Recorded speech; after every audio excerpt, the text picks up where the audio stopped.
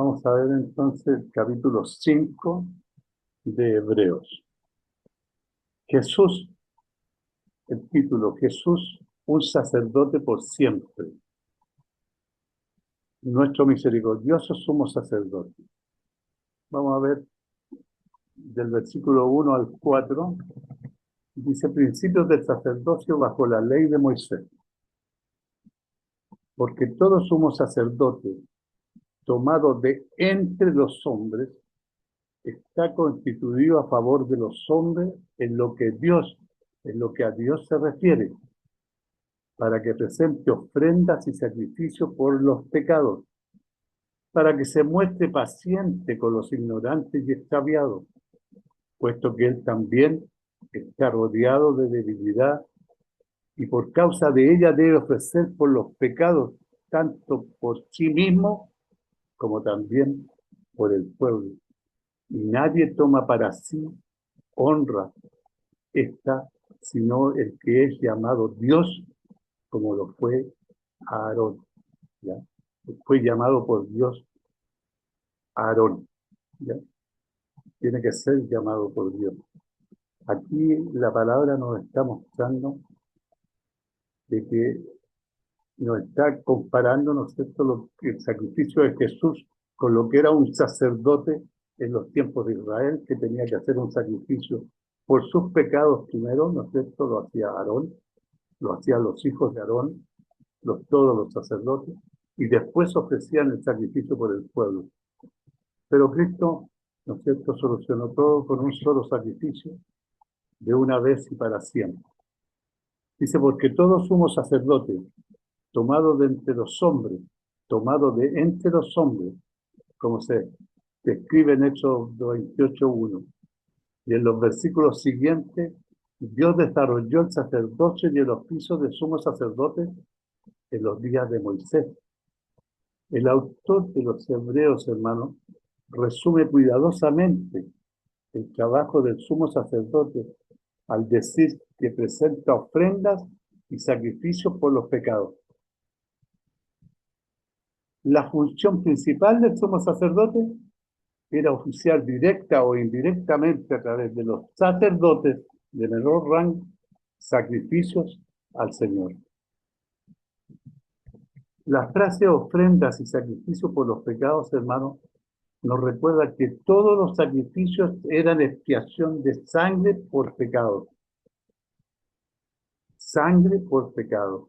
Muchos de los rituales de sacrificio se hacían con la intención de dar ofrendas a Dios, expresando agradecimiento y deseando compañerismo. Ese era el motivo por el cual se ofrecían estas ofrendas, ¿no es cierto? Expresando agradecimiento y deseando compañerismo, para que se muestre paciente. El ideal era que el sumo sacerdote fuera más que un carnicero que ofrecía sacrificio. Él también se mostraría paciente con los ignorantes y extraviados, y ministraría los sacrificios expiatorios con un corazón lleno de amor para el pueblo. En este ideal, el sumo sacerdote es paciente, porque entiende que él también está rodeado de debilidad. Él no era ajeno a la debilidad, por lo tanto, tenía que ser paciente al entender por qué él también estaba rodeado de debilidad, también era un falto, también era pecador. Dio órdenes específicas para ayudar a asegurar que el sumo sacerdote ministre con compasión. Porque en el pectoral del sumo sacerdote, hermano, había 12 piedras. Y estas 12 piedras tenían los nombres de las tribus de Israel grabados en ellas. Y en las hebreas también habían piedras con los nombres de las tribus grabadas en ellas. Con esto el pueblo de Israel estaba siempre en el corazón y en los hombros del sumo sacerdote. Siempre el pueblo de Israel estaba en los hombros del sumo sacerdote y en el corazón. Y por causa de ella, debe ofrecer por los pecados tanto por sí mismo como también por el pueblo. Pero hay uno que terminó con todo eso, hermano. Hizo un sacrificio de una vez y por siempre. Y ese fue Cristo Jesús. Dios, hermanos, también hizo mandamientos específicos para asegurar que el sumo sacerdote ministrara con la conciencia de que él también estaba rodeado de debilidad. En el día de la expiación, el sumo sacerdote tenía que hacer un sacrificio para sí mismo, primero, para recordarse a sí mismo y al resto de la nación que él también tenía pecado, que ser expiado, tal como el resto del pueblo de Israel. Y nadie toma para sí, hermano, esta honra, sino que el que es llamado por Dios como lo fue Aarón. Aarón fue designado por Dios como sumo sacerdote. Por supuesto, el sumo sacerdote era tomado de la comunidad del pueblo de Dios, pero no era elegido por el pueblo de Dios, no era elegido por el pueblo, no era elegido por votación, sino que era designado por Dios para su pueblo. Pero es importante señalar que nadie toma para sí esta honra. El oficio del sumo sacerdote no era nada a lo que se pudiera aspirar o algo por lo que se pudiera hacer campaña. No se podía hacer una campaña para que lo eligieran como sumo sacerdote.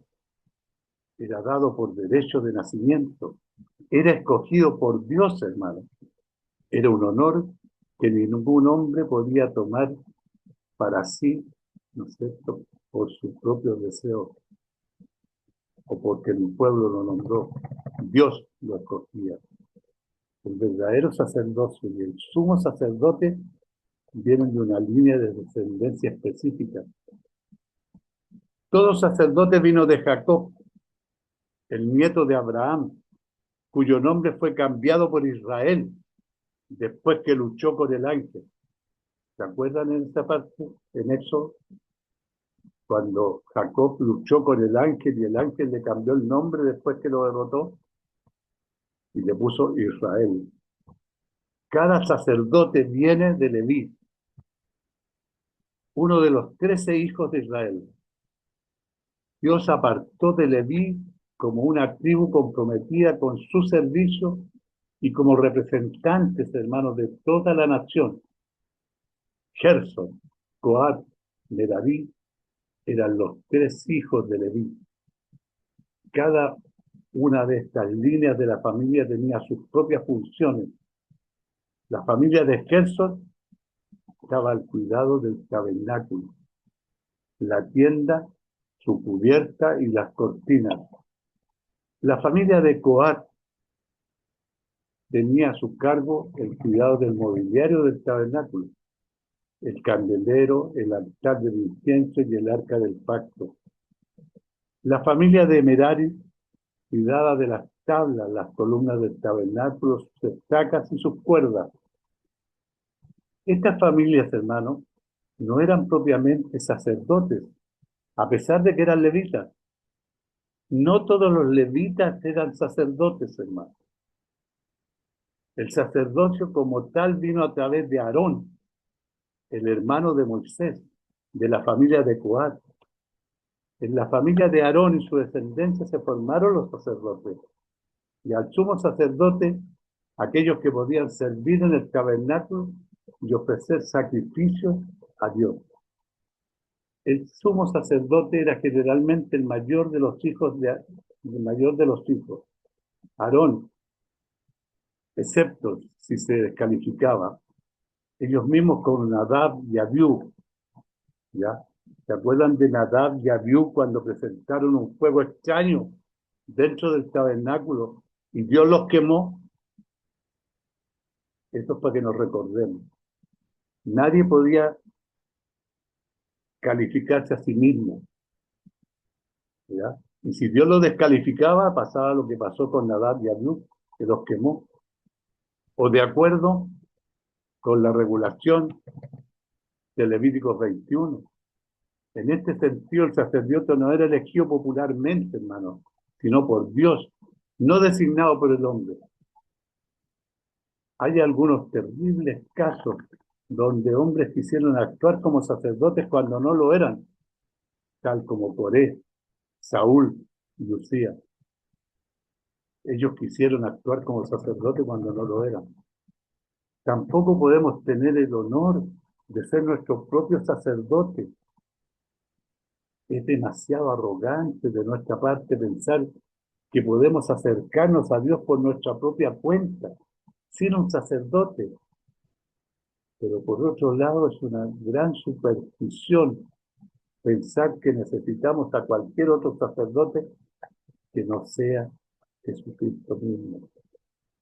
Dios ha provisto de un mediador, un sacerdote, y debemos hacer uso del sacerdote que Dios nos ha provisto, hermano. Un pecador no puede intentar hacer nada para Dios inmediatamente por sí mismo, sino con un sacerdote mediador que debe conocer la mente, la voluntad de Dios y llevarla a cabo. El sentido común que tiene la humanidad al respecto desde la caída es la evidencia. No hay nación sin religión, sin templo, sin un lugar para adorar a un sacerdote. Hebreos 5, del 5 al 5 y 6, Jesús está calificado para ser nuestro sumo sacerdote.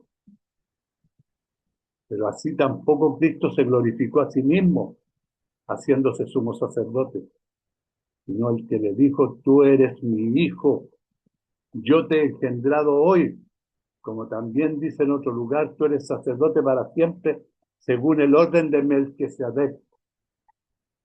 Melquisedec, el sacerdote de Dios, el rey de Salem, ¿ya?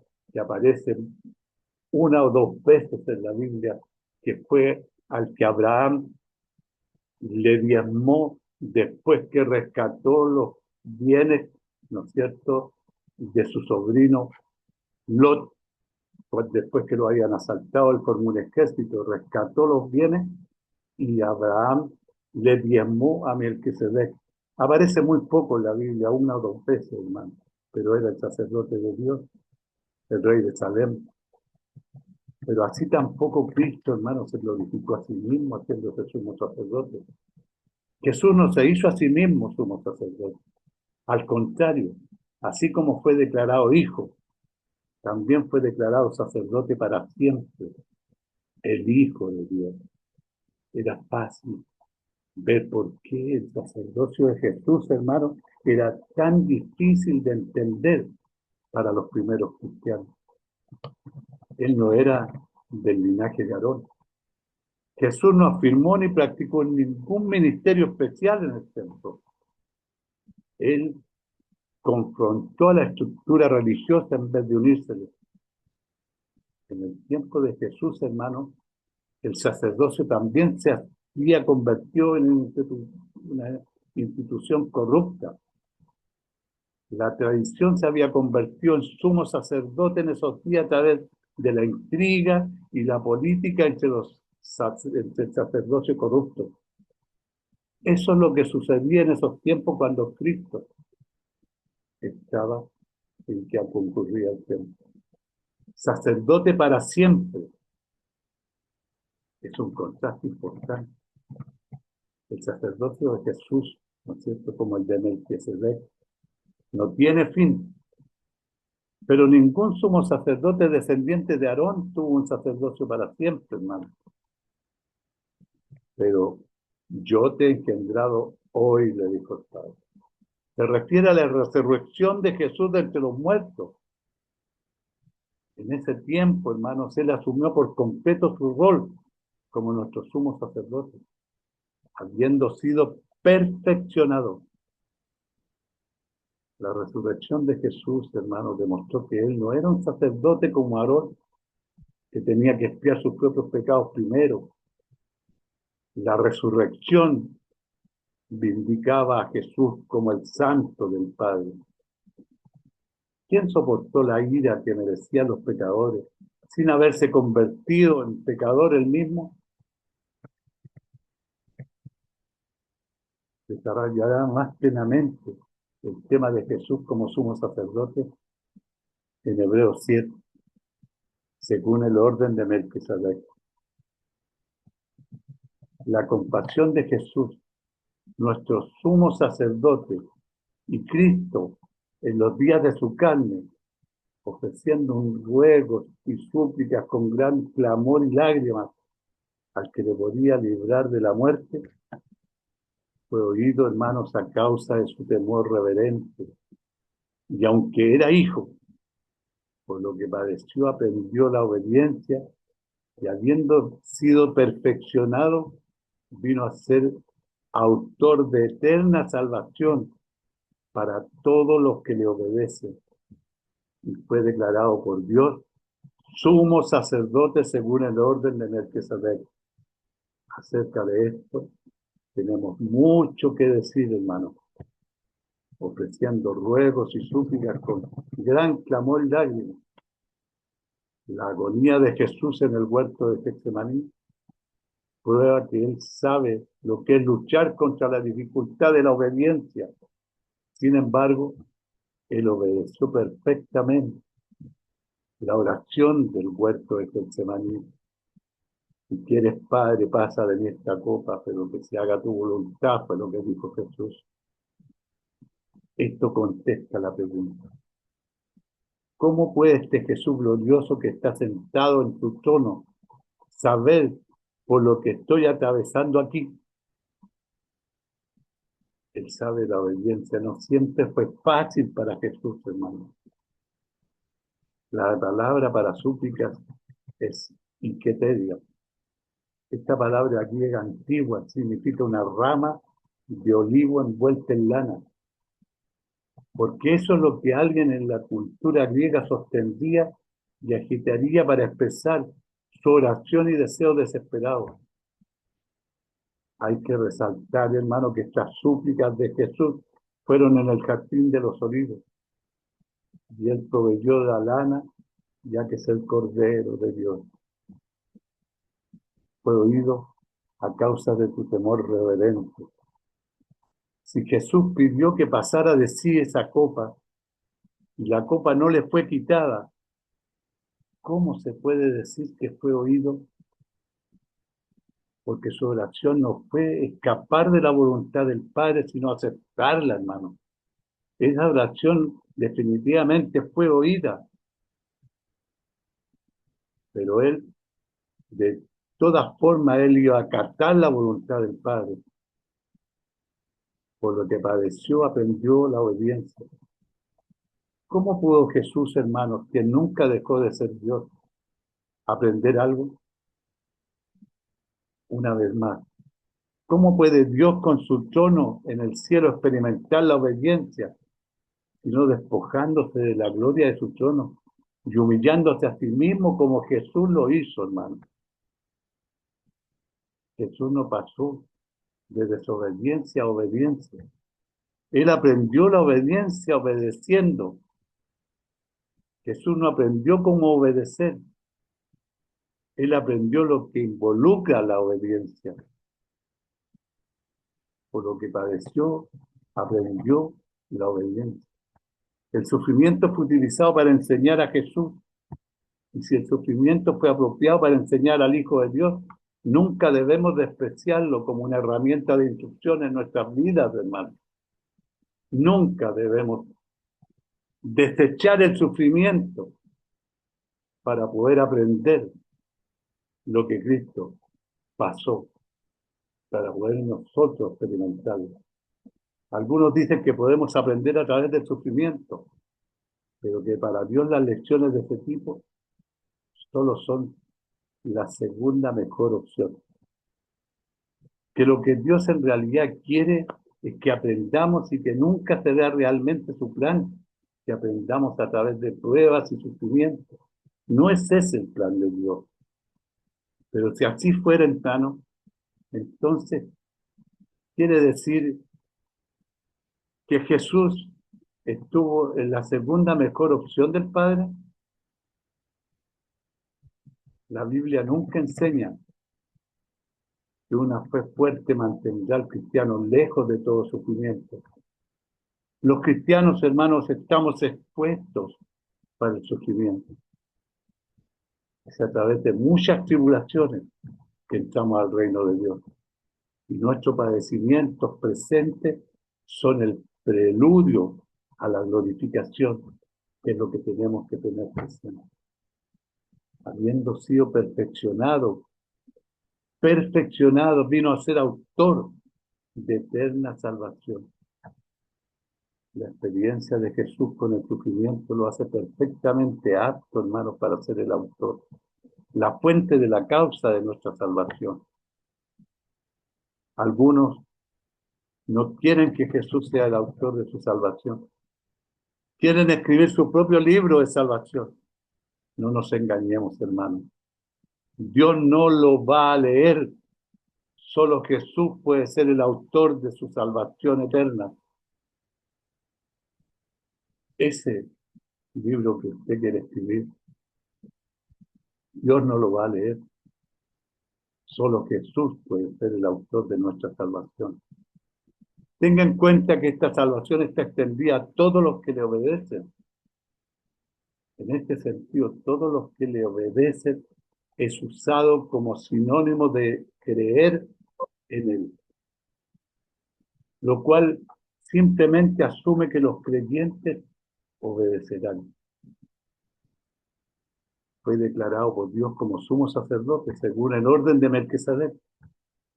Se vuelve a hacer hincapié en esto Jesús, el sumo sacerdote que fue declarado por Dios, sin ambición personal, de acuerdo con el orden de Melquisedec. El mucho que decir viene en Hebreos 7. Hebreos 7 nos va a aclarar muchas cosas. Una exhortación a la madurez. Y difícil es, hermanos, de explicar por cuánto os habéis hecho tardos para oír. ¿Por qué nos hemos hecho tardos para oír? Dice, por cuánto os habéis hecho tardos para oír. Esto explica por qué el autor no toca el tema de Melquisedec de inmediato. Porque él quiere tratar algunos aspectos básicos importantes, hermanos, antes de pasar al tema más complejo. Pero la condición espiritual que tenía lo hacía difícil de explicar. Él teme que la discusión sobre Aarón, Melquisedec y Jesús suene demasiado académica y teórica para sus lectores. Al mismo tiempo, él se da cuenta de que esto habla más sobre lo tardo de los oyentes que del mensaje. Ser tardos para oír no es un problema con el oído, sino un problema con el corazón, hermano. Usted simplemente no está interesado en escuchar lo que Dios le quiere decir. No querer escuchar la palabra de Dios es señal de un problema espiritual, no de un problema físico, un problema espiritual. Pero estos cristianos que estaban sintiendo ganas de renunciar a Jesús también eran tardos para oír. La dureza de corazón, por lo general, llega primero, después del deseo de renunciar. Tenga cuidado, hermano.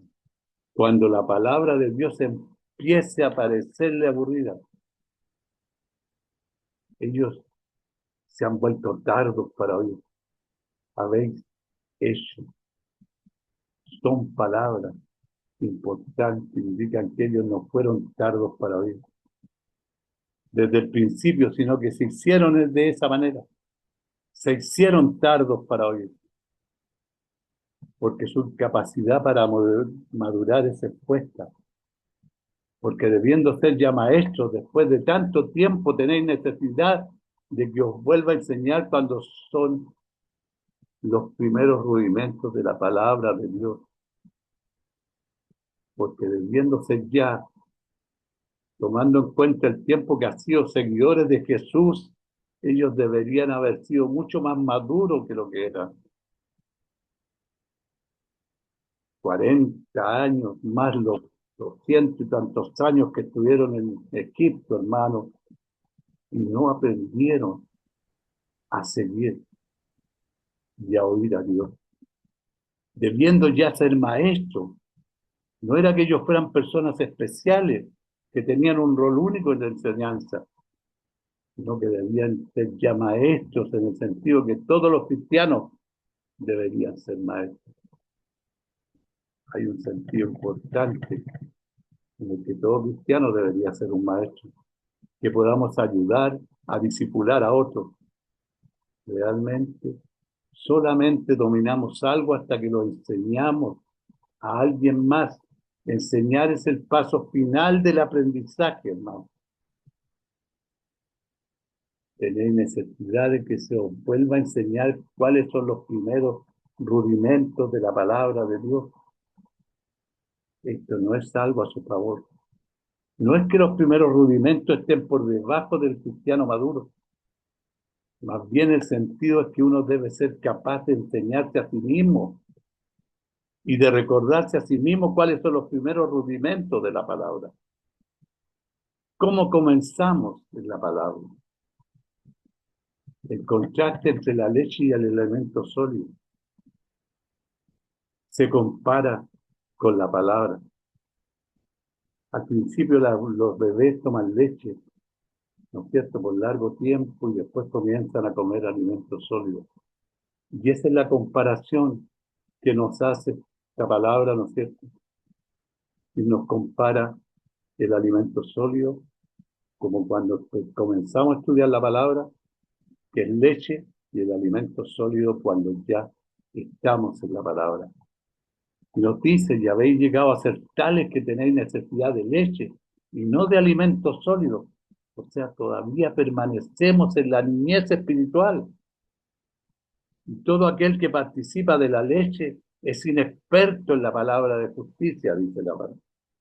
Porque es niño, pero el alimento sólido es para los que han alcanzado madurez, para los que por el uso tienen los sentidos ejercitados en el discernimiento del bien y del mal, hermano. Y habéis llegado a ser tales que tenéis necesidad de leche.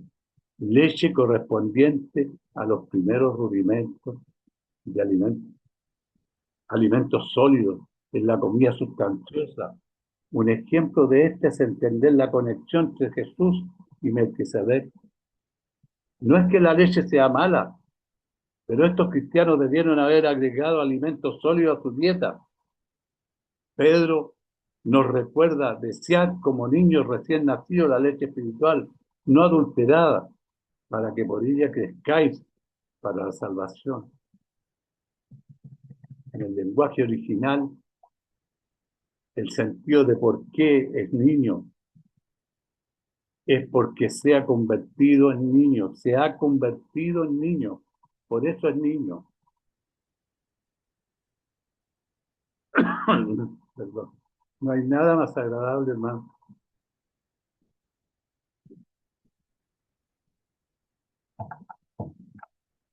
para que por ella crezcáis para la salvación. El lenguaje original, el sentido por qué es niño es porque se ha convertido en niño. No hay nada más agradable que un verdadero niño en Jesús, pero no hay nada más irritable y deprimente que alguien que debe ser maduro, pero se ha convertido en niño. Se ha convertido usted en niño, hermano, hermano. Tal vez su vida cristiana es inestable. Los niños son pasados de una persona a otra. Los niños son llevados por donde quiera de todo viento de doctrina. Se ha convertido usted en niño.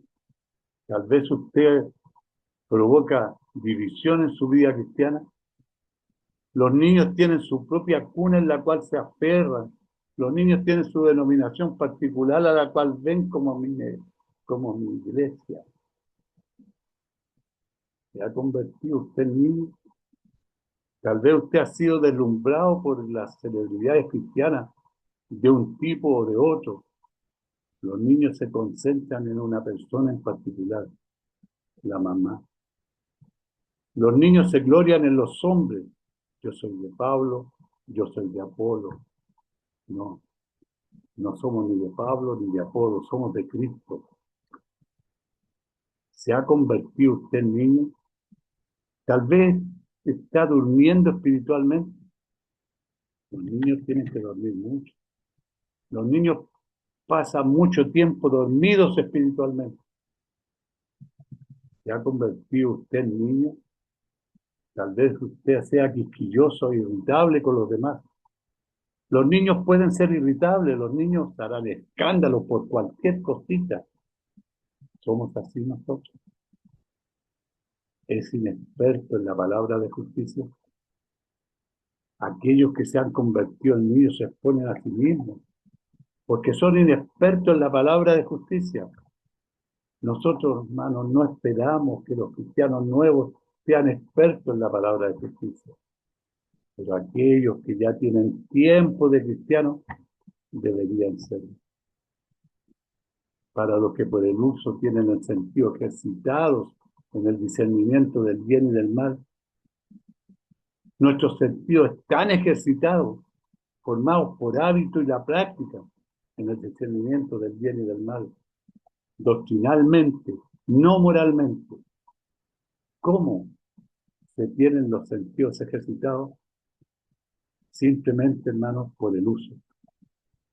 Cuando decidimos hacer uso del discernimiento, maduramos.